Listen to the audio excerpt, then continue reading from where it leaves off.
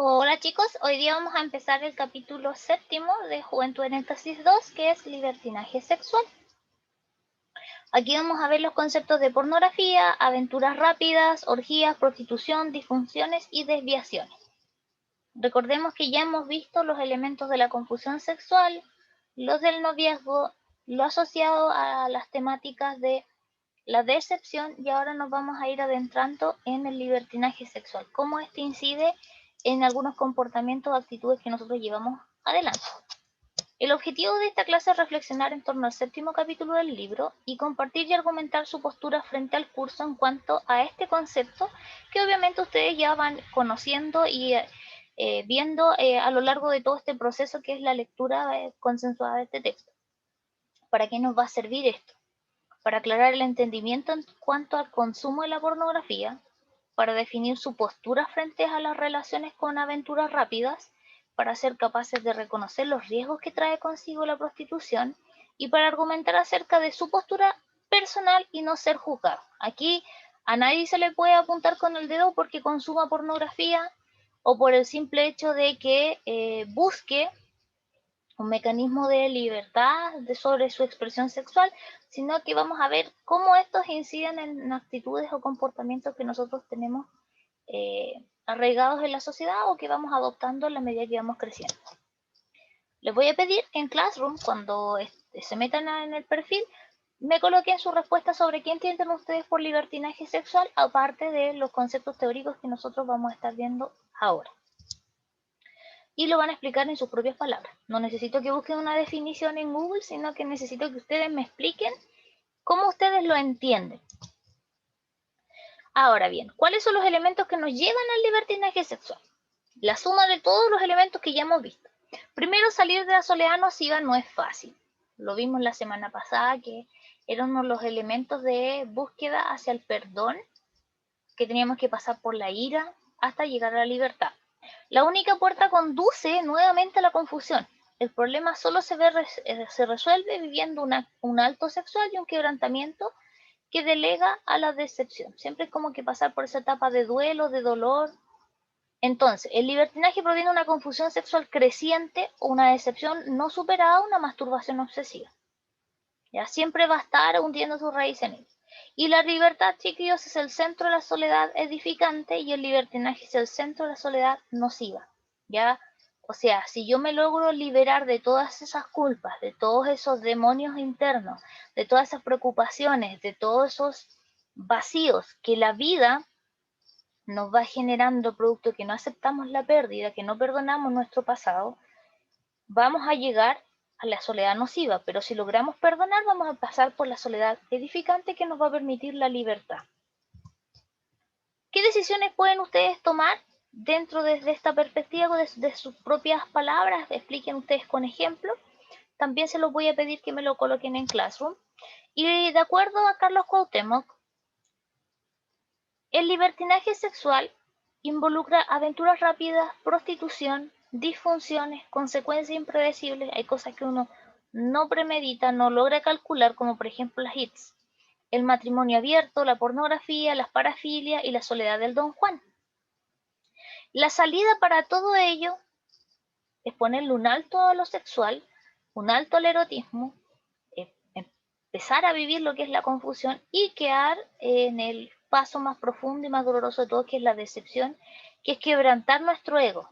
O sea, ¿por qué yo tendría que hacerme aún más daño del que ya me he hecho a raíz de las relaciones amorosas que he tenido anteriormente si no me he sanado? Mientras más parejas sexuales se tienen, más dolor se vive en el proceso, porque las decepciones no superadas generan confusiones sexuales o masturbaciones obsesivas. Conceptualicemos, chicos, que el libertinaje sexual es la práctica superficial y sin límites del erotismo. Esto conlleva a uno o más de los siguientes estadios: la pornografía, las aventuras rápidas, participar en orgías, prostituirse, disfunciones y desviaciones. El libertinaje provoca estragos psicológicos que afectan la conducta general y deterioran la vida sexual posterior. En la búsqueda del placer, en la búsqueda de la satisfacción, de esa sensación de apego, de esa sensación de cariño, de afecto, se va perdiendo la esencia propiamente tal. Podemos estar con 100, con 200 personas y seguir esperando sentir esa satisfacción que tuvimos con la primera persona. Pero esa persona recordamos cómo, con dolor, con libertad, con deseo. ¿Cómo la recordamos? Recordemos que cuando vimos la decepción, llegamos al punto de que nosotros teníamos que perdonar nuestro pasado, perdonar lo que había ocurrido, ser capaces de ver al otro y dejarlo ir sin que el corazón nos palpite, sin que nos genere algún sentimiento, porque ya hemos perdonado el constructo de lo que ya vivimos, porque nos reconstruimos, nos reencantamos con nosotros mismos a partir de ello. Leamos este texto, ¿ya? Este texto dice: nos conocimos en una fiesta, tomamos un par de copas y bailamos. Era una chica muy sensual, con mirada de fuego y una forma de moverse extraordinaria. Mis padres y hermanos estaban de viaje, así que le invité a pasar la noche en mi casa. Y aceptó. Yo estaba muy excitado ante la idea de hacer el amor con una mujer como aquella. En casa seguimos bebiendo, luego fuimos a la recámara principal y nos desnudamos. Era una fiera, sus besos apasionados me arrebataban el aliento, sus caricias resultaban demenciales. Hizo cosas que no había probado antes con ninguna mujer. Terminé todo arañado y mordido. Yo también la mordí y rasguñé. Fue una locura. Nos dormimos sobre la alfombra. A las pocas horas me despertaron los ruidos. Ella estaba vomitando en el baño. Me acerqué y gritó que me alejara. Su voz ya no era seductora, sino agresiva. Miré el perfil de un rostro desagradable y una mirada trastornada. Retrocedí. ¿Qué había hecho? ¿A quién había metido en la habitación de mis padres? Encendí la luz y descubrí con horror que toda la alfombra estaba manchada de vómito. La mujer se había drogado. Después de un rato salió del baño tambaleándose y se arrojó sobre la cama. Quise retirarla de ahí, pero no pude. La dejé ahí y para dejar a la noche limpiando. No sabía qué hacer. La dejé dormida, fui a la universidad y pedí ayuda a mis amigos. A mediodía me acompañaron a la casa. Para mi sorpresa ya no estaba. Pero eso no era lo grave. Habían volteado los muebles, se habían llevado dinero y aparatos eléctricos. No supimos qué ocurrió, pero mi aventura sexual terminó de la manera más inesperada. Esa noche, cuando llegaron mis padres, tuve que explicarles. Creo que perdieron la confianza en mí. Últimamente me he sentido acechado por gente extraña. En 3 ocasiones he visto el mismo auto con jóvenes de mal aspecto. Tal vez me estoy volviendo paranoico, pero la verdad es que no vivo tranquilo. He terminado con mi novia y siento que todas las mujeres en el fondo son manipuladoras. Nunca dicen realmente lo que quieren cuando aceptan acostarse contigo. Analicemos. Ya vimos la historia, este chico la conoce, tienen una noche efusiva, pero resulta ser que el resultado no es lo que se esperaba. ¿Es bueno llevar a cualquier persona a nuestro hogar por una aventura sexual? Por satisfacer ese deseo, lo más instintivo que tenemos, ¿es necesario llevar a esa persona a nuestra casa, al lugar más privado que poseemos? Los que han vivido la triste historia de un asalto saben lo complejo que es el volver a reencantarse con el síntoma de la seguridad. Entonces, ¿es bueno? ¿Es sano? ¿Es sano para su entorno, para el espacio? ¿Con quién compartimos nuestro espacio, nuestra energía vital, ese lugar donde descansamos? ¿Por qué razón crees tú que la chica reaccionó tan mal cuando le vio en comparación a cómo actuó cuando tuvieron el acto coital? ¿Serían las drogas las que estaban incidiendo en su conducta? ¿Sería el alcohol?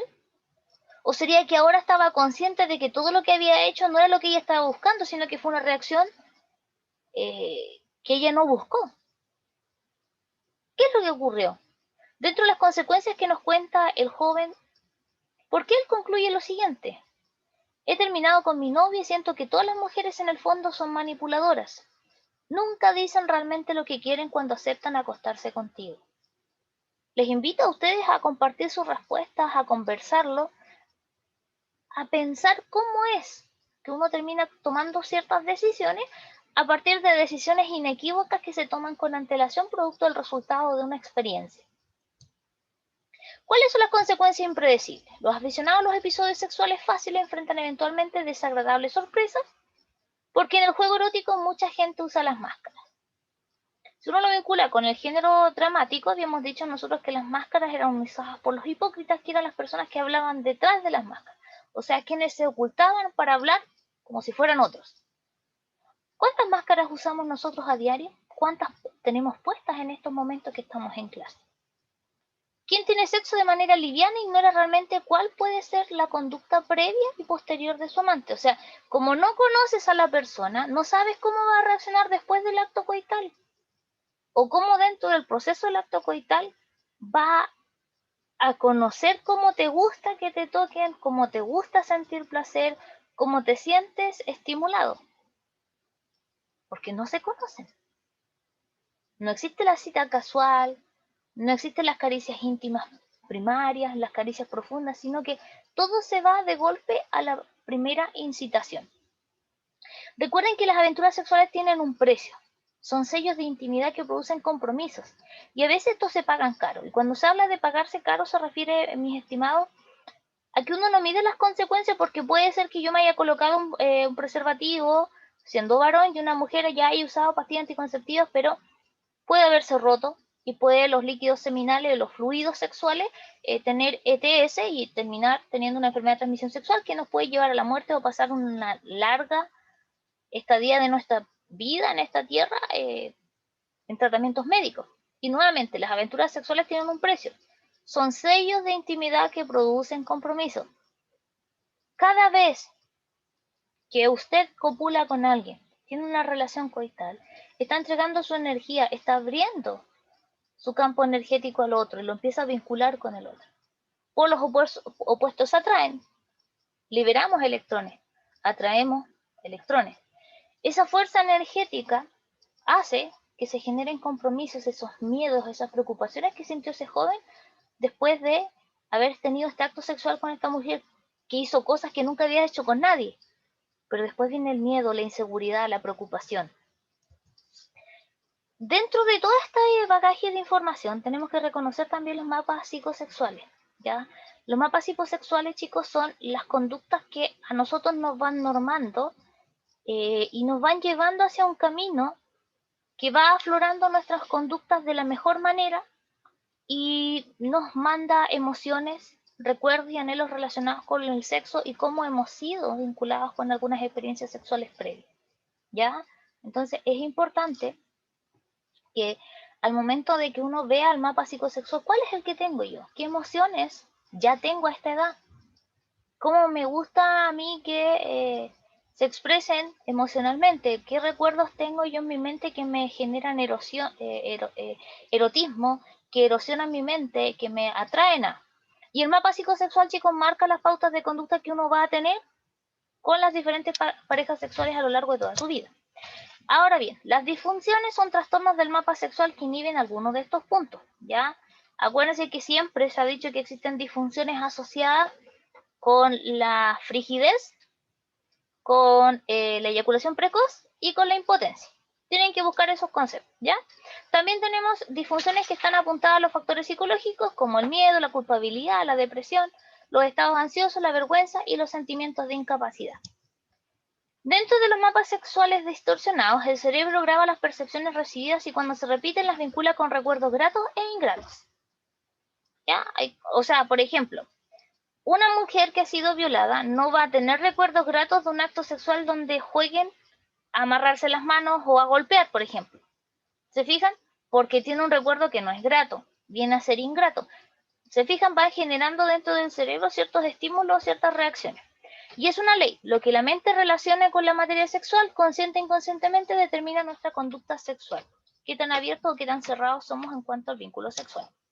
La prostitución, chicos, si ustedes lo analizan desde el punto de vista del libro, dice claramente que es la compra de servicios sexuales, es una muestra clara de cómo las personas separan sus áreas biológica y espiritual, ya cuerpo, alma, mente y espíritu.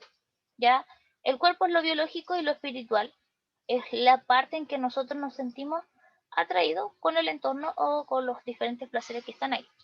El comercio de frotaciones y placeres genitales corrompe el valor del ser humano y lacera el mapa psicosexual, ¿ya? Ahora bien, este mapa psicosexual genera una ruptura con el respeto de nuestro cuerpo. Acuérdense que nosotros habíamos dicho que el cuerpo era un templo y había que cuidarlo. La Organización Mundial de la Salud, de acuerdo con diversas investigaciones realizadas en Estados Unidos y en Canadá y en varios países en desarrollo, concluye que aproximadamente el 70%, es decir, 2 de cada 3 mujeres que se dedican a la prostitución, tienen las mismas heridas emocionales que los veteranos de guerra o las víctimas de tortura. Padecen lo que se llama síndrome de estrés postraumático, con síntomas de flashback, recuerdos repetitivos y torturantes sobre aspectos traumáticos de sus experiencias en la prostitución. O sea, que alguien venga a decir que las mujeres que son prostitutas o los varones que ejercen el comercio sexual lo disfrutan, ya estadísticamente está claro de que tienen sintomatologías asociadas a estrés postraumático o depresión. Un hombre casado que frecuentaba prostitutas comentaba: para lo único que sirven las mujeres es para el sexo. Fuera de eso, no doy por ellas 2 centavos. Frase que explícita en el libro. Ahora la pornografía. Años y edad de inicio. ¿Cuándo fue la primera vez que consumió pornografía? ¿Cuándo fue la primera vez que insinuó la búsqueda de estas otras personas? Un estudio reciente de The Save the Children muestra que el 46,2% empieza entre los 3 y los 17 años y un 53,8% entre los 6 y los 12 años. Y antiguamente, estamos hablando en mi edad, en mi tiempo donde no existía la tecnología, era casi un 10, un 20%, que eran los que tenían un poco más de recursos, que tenían acceso a lo que es la pornografía. El tipo de exposición que se da en la pornografía parte, chiquillos, sobre la exposición de carácter intencional y no intencional. Y en el primer caso encontramos un porcentaje que oscila entre un 19 y un 32% cuando la exposición es intencional, y un 32, entre un 22 y un 84% que es intencional y un 32% que no es intencional. ¿Pero por qué consumimos pornografía? Por el género, porque se observa una mayor presencia en el uso del consumo de este producto a través de los varones y no tanto en las chicas, y la frecuencia es una variable que recientemente se ha demostrado que quizás no tenga tanta relevancia para determinar si el uso eso no es problemático, pero su almacenamiento no es permitido. Ya tengan eso sumamente claro. Si alguien le encuentra pornografía dentro de sus aparatos tecnológicos, eso no habla bien de la persona, sino que se habla de algunas conductas dentro de su mapa psicosexual roto. Ahora también vienen las parafilias, y de acuerdo a la definición que tiene la RAE, una parafilia es un desvío de índole sexual. Se trata de una conducta íntima donde el placer se obtiene mediante una actividad diferente a la relación sexual en sí misma. ¿Ya? No es lo coital, no es la penetración, sino que son elementos adicionales al índole sexual que influyen en. El primero es el sadismo, que el individuo se estimula sexualmente y logra el orgasmo solo provocando sufrimiento físico y psicológico a su pareja. Así se estimula, así siente placer. El masoquismo sexual es cuando la persona se excita solo si es humillada, atada, golpeada o sometida a alguna forma de dolor. Ejemplo, las 50 sombras de Grey. El voyerismo es cuando el sujeto se estimula únicamente observando a personas desnudas mientras se desnudan o mantienen relaciones coitales. ¿Ya? Le gusta mirar. El fetichismo es cuando se emplean objetos inertes para alcanzar la excitación sexual. Los fetiches más usuales son la ropa interior, los zapatos, los pelos, las uñas, cierto tipo de maquillaje, cierto tipo de lencería. El travestismo es el uso de prendas femeninas por varones heterosexuales. Los travestidos se excitan habitualmente vistiendo así, y suele agradarles la exhibición pública, son como exhibicionistas. La pedofilia es una preferencia por la actividad sexual recurrente con niños prepúberes menores de 13 años, ¿ya?